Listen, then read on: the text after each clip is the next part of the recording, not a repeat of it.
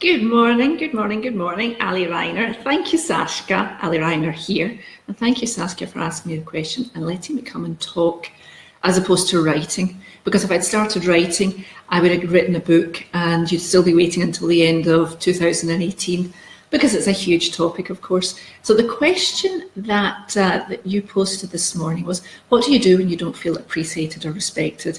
And worse than that, it's been pushed back at you and your husband, your partner, your wife, whoever it happens to be, is saying, well, there isn't a problem here. I don't know what you're talking about. And it's such a common one. I can't even begin to tell you how many times I'm asked that same question in different ways. And I'd like to share a little bit about my own experience with exactly this situation, as well as giving you the answer. So the very first thing, I think Angela was talking about the 5 languages of love, and that's a fantastic starting place. Understanding what you actually, how you feel loved, how you feel respected, how you feel appreciated, and vice versa, how your partner likes to give love, appreciation, and respect. So, for me, very simply, I don't feel respected. What will feeling respected feel like, look like, involve? If my partner's respecting me, what's he going to be doing? How is he going to be showing up? And the same thing with, I don't feel appreciated, he doesn't appreciate me. If he appreciated you, what will he be doing in your mind? And get really, really clear on that. Get really clear on that. Actually write it down, take time to write it down. Get, everything that would be happening if you were being appreciated, everything that you would be feeling, everything that he would be saying, doing, if he was showing you respect.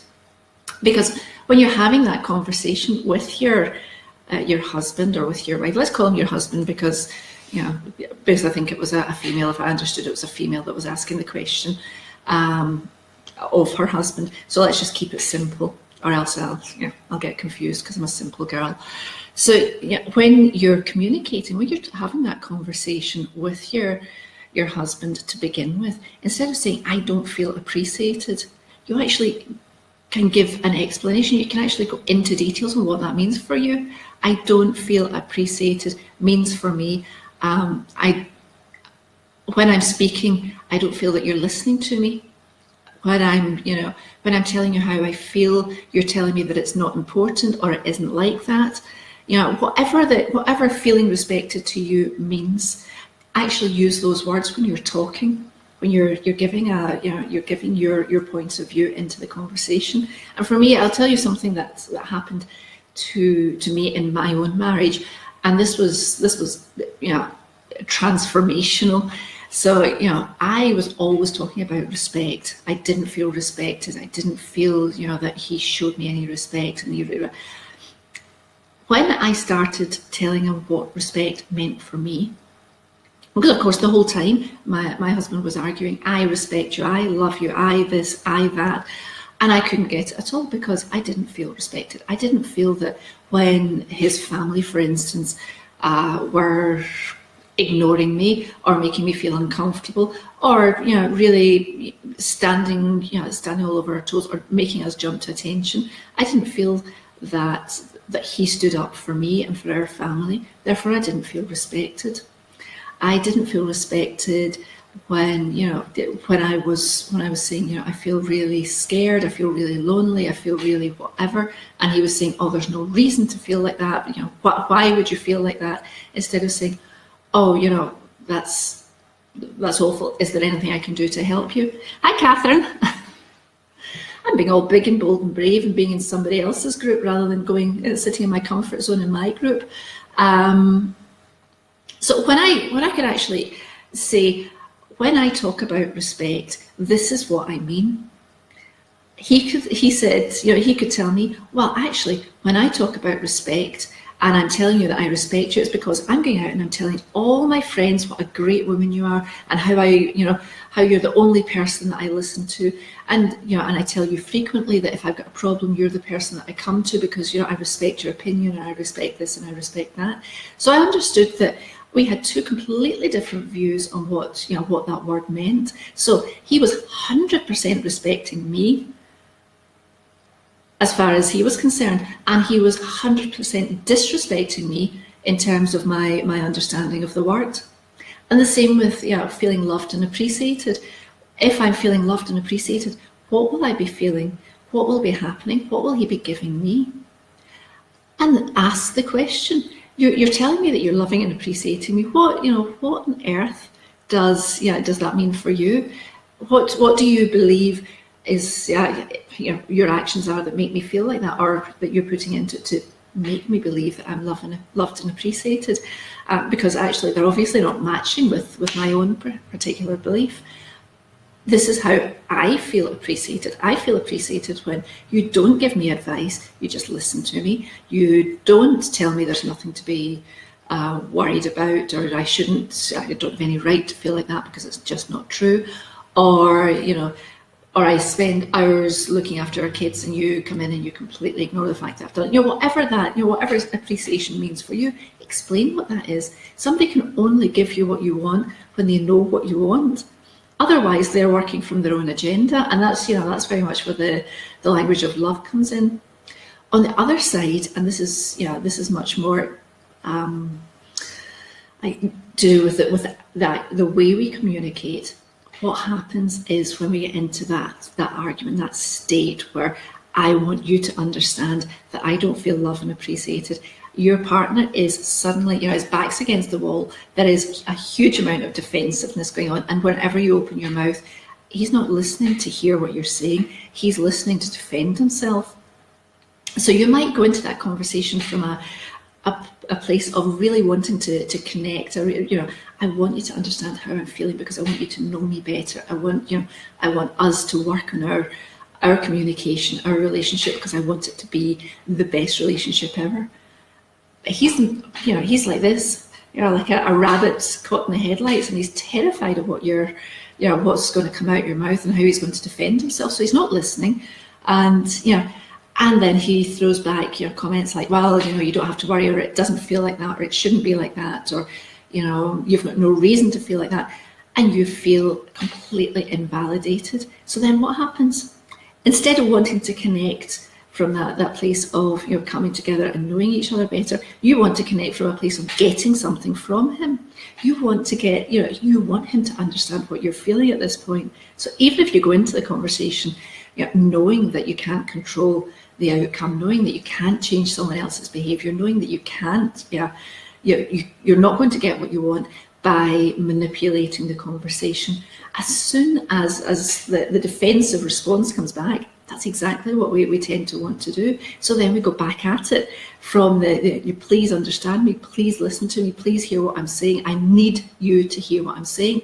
So suddenly we're needy, and he's justified in being defensive because he knew this was going to happen. So the way that we actually, I wrote a whole load of notes because I knew that I would get confused. Let me just make sure something. So I don't think I wrote anything there that I haven't actually said so far. So the really important point is asking yourself that question: what am I intending to get from this? What do I want to get from this? And being honest with yourself. Every relationship will change when you change the way you are in the relationship. It can't help but. So if you get to the stage that you can be completely honest with yourself and say, yeah, all right, I am trying to get him to understand me. I am trying to get him to give me something, whether that's validation for my emotions, my feelings, whether it's, in my case, our biggest arguments all came down to me needing him to take my part against this family. It was never going to happen. It's never, ever, ever going to happen, even now, even though I've changed the way I am, and he's taken a bit of distance and he doesn't fall into that trap. I'm never going to get what I really, really, really desire, which is him 100% on my camp, and and standing up for himself. Never. But I don't need that anymore because I understand that that's what I wanted, and I could make peace with that, and I could say, you know what, fine. Of course I'm vulnerable. Of course I'm scared. Of course I don't feel loved. When quite clearly the man that's supposed to be standing by my side has run for the hills and, you know, and won't take any action, no matter, you know, no matter the situation.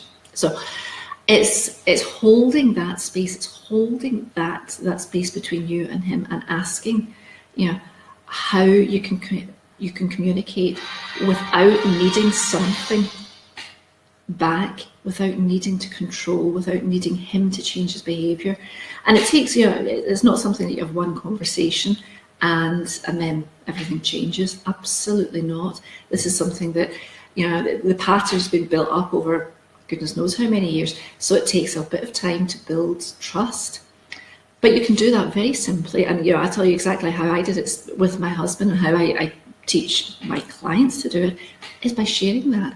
Look, I really, you know, I know what my mistakes have been. I know that I was trying to get you to, you know, to take my side. I know that I wanted you to change your behaviour, because I thought if you changed your behaviour, it would make me more comfortable. I know that I was looking for my own validation by you validating me, and I have to change something of that myself. So, you know, that connecting from that place of absolute honesty. I know what my faults are, and I'm human, and I'm accepting them in myself, and I'm sharing them with you, so that you know, so that you can get to know me better, and so that, you know that when I'm talking to you, I'm not talking from a place of manipulating you or trying to get you to change your behaviour or trying to get you to do something for me. I'm talking to you from a place of, I really want you to, yeah, to understand, and I really want us to be able to work together to improve the relationship. So that's it. If I've got to do a quick recap, which I think is probably quite useful. First of all, get really clear on what you mean when you talk about not feeling appreciated and not feeling, you know, respected or loved, or any of these words that we tend to use when we're in the midst of miscommunicating. Get clear on what they mean for you. Ask your husband, your wife, your partner what they mean for them. It gives you such a sense of, you know, of compassion when you can see that, you know, you've been arguing that they don't respect you, and they cannot get it at all, because with all their heart they're respecting you, and it's so hurtful. They feel exactly the same way as you do, because they keep telling you, I do respect you, I do respect you, I do respect you, and you're batting it off. No, you don't. No, you don't. No, you don't. Because respect for me means X, Y, and Z. But once you communicate, this is what I mean by respect. And once you ask the question, you know, it changes. Of course it changes, because you're both aware. You're both working from a different level of awareness. You're both talking from a different, you know, a different platform now.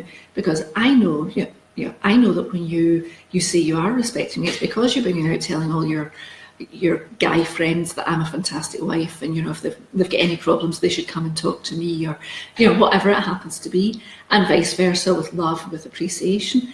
Once you get clear on what it actually means for you and how you want it to show up, you can communicate that, and then you can make a decision on whether you're not being respected or loved or whatever.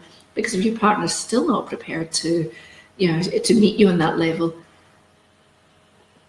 it's a different conversation. You can have a different conversation at that point. You say, you know, this is not what I expect from a relationship.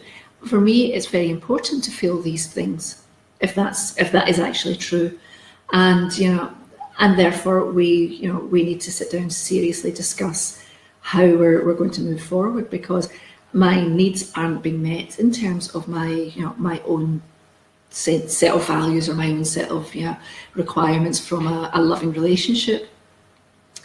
And then on the second side, it really is a case of knowing that you can't change, that you're never going to win a battle by trying to get somebody else to do something for you. So, you know, to understand you, to change their behaviour for you, to, you know, just stand up for you in front of other people, to, you know, whatever it happens to be, any of those things that, if you're completely honest with yourself and you're going into one of these discussions, you're trying to achieve. And once you're honest with yourself, you understand what it is you're trying to achieve, you can stop doing it, or you can become aware of it, and you can even honestly communicate that with your husband. communicate. It sounds like we're talking in business. You know, you can talk to your husband about it. You can tell him how it is. This is what, you know, I realise this is what I'm trying to do. This is what I've been trying to achieve by our conversation. But it's not, you know, I also understand that it's not going to get us anywhere, because it will make you feel defensive. I would feel defensive if I was in your situation and somebody kept trying to tell me that they, you know, whatever it is. So, you know, really showing yourself, and this is where it all comes down to, you know, having that sense of self-knowledge, self-acceptance and self-love, which are the basis for me for every transformation in every relationship that you have, is that transformation in the relationship with yourself, understanding who you are, accepting who you are, and being able to communicate who you are with other people without fear of, you know, of being abandoned or rejected because you aren't the person that they want you to be. And when you can do it from that place, and you can be completely transparent and say, look, you know, I fucked up all these years because I didn't understand that. I should have been doing, you know, I should have been talking to you in order to, you know, let you know me better. I didn't realise it was okay to be vulnerable and show you who I really am. I thought you wouldn't love me if you knew that I was, you know, I was weak and I needed, you know, I needed to be loved, and I needed somebody just to say everything's okay. And because I haven't told you that that's what I needed, and I'm trying to get it from you, I can see that it's made you feel really defensive. So, you know, that sense of really communicating from your heart, but you can only do that when you know your heart, and when you know who you are, and when you've accepted who you are. And that's all that's all part of that self-love thing, that self, you know, I can't love myself until I know myself, and I can't know myself until I accept every facet, good, bad, ugly, and just know that that's okay. Oh, somebody sent me a heart, how lovely. Who sent me? Oh, Sashka, you're here, and I'm just about to go actually, because I've been talking myself silly. So I started out, I've done a recap, and I'm getting loads of hearts from Catherine too. How lovely, I feel so loved. You're validating me now. So hopefully on replay, you will get what I'm saying. My belief is it is very, very simple. Yes, go and read as many books as you want to read, if that's how you get your learning, if you take your learning from there. But you know, for me, it's all about going inside, knowing why you're asking, you know, what the reason, not the reason at all, you know, what you expect when you're telling your husband, I'm not feeling loved and respected. What do you expect him to do with that information? Because that's where the crux is, and that's where you can start filling that hole in yourself. You don't need him to give you that validation. You do that for yourself, and then you communicate back. I understand. You know, I understand that I wasn't, you know, that I was trying to change you, or I was trying to get something from you, and that's not really what I wanted to do. I just didn't know any better. Now I know better, I'm doing better. Now I know that I can't change you, and now I know that the only way I can communicate with you is by being completely honest and transparent about what I'm feeling, and, you know, and telling you, and really telling you what these words mean for me and what will make me feel better.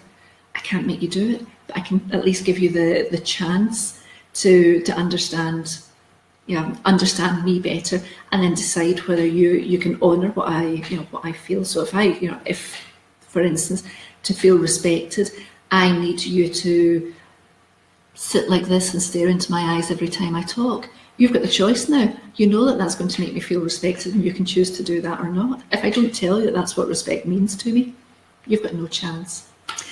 So, any questions for anyone that's watching on replay, because, you know, because most of the viewers are going to be on replay, please drop them in, and actually go back and read the first thread, because there's some really, really good information in there too. But what if they've said you don't have a problem? I said that before.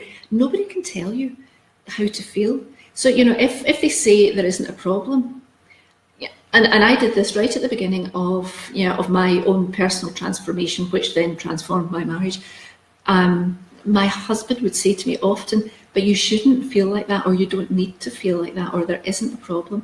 And I would say, well, first of all, you know, before I knew any better, when I was in that unconscious, conscious, whatever state, I would just shrink and feel shit about myself. Well, I don't deserve to feel like this. There's something wrong with me for feeling like this. Then when I understood I understood that actually, if I'm feeling it, I need to acknowledge it in myself. It's real, it's truthful, and if somebody's telling me that it's not truthful, then I have to call them out on it. So I can say, maybe if you were in my situation, you wouldn't be feeling it, but yeah, it's my truth at the moment. So please, please don't show me this. For me, that's disrespect. Telling me that my feelings aren't valid or they shouldn't exist is being disrespectful. If you've got nothing better to say nothing at all. That's the kind of thing. And then ask yourself why it's so important that he understands you. Why do you need him to acknowledge what you're feeling? And that's, I was talking about that earlier. What happens is we go into this communication from, what if emotions communicated ignored, even after saying what makes them happy. Then you go back and you talk about what happens, what respect means for you. This is what respect means for me, and you get really clear on what happens when you're feeling respected and what happens when you're not feeling respected, and you communicate from that place. What I was saying earlier, before you came on, Sasha, was my idea of respect and my husband's idea of respect were poles apart. They were on two different planets. They were so far apart. So I had to understand what I meant when I said, I'm not feeling loved, I'm not feeling respected, I don't think you appreciate me. So that when I was talking about those feelings, I could use the words that, those words. I don't feel that when I speak, you understand that I'm really feeling like this, that it's true to me. It might not be true to you, but I don't think that you understand. It's my truth in this moment. And when you deny that, and when you push it away, and you say it shouldn't feel like that, or you're silly to feel like that, it makes me feel like a piece of shit.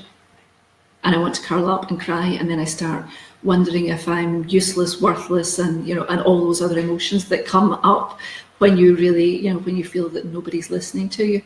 Do I have a purpose? Why should I be here? All that stuff. And then what happens with that is you go into the conversation with a desire to connect. And really, do something different. I'm not here to get something from him. I'm here to connect. And then when you get the answer back, that he doesn't understand me, or he's not prepared to listen to my point of view, then you go into the defensive. Then it becomes important. You really need him to understand, and that's where we all fall down, because then we go in for the kill. And we start trying to convince the other person of why they should believe us, instead of saying, well, it's my truth. I'm standing in my own power, and I hate all those words, but it's my truth at the moment. It's how I'm feeling. It may be based on nothing that you can see, but if it's how I'm feeling, I'd like you to respect that, and that means listen to me, and let's see if we can find a way that this doesn't have to happen. I don't know if that makes any sense. Replay so you don't repeat yourself. Thank you for your time. No, thank you for inviting me. I think that's it. So as I say, go back and read the other link, which has got loads of great suggestions, lots of books to go and have a look through. And if you've got any questions, jump on, put the questions on and replay, and I'll have a look later. But thank you very much, Saskia, for inviting me, and have a lovely, lovely day, weekend, whatever, guys. Bye. I can't close down now because I've got something up here.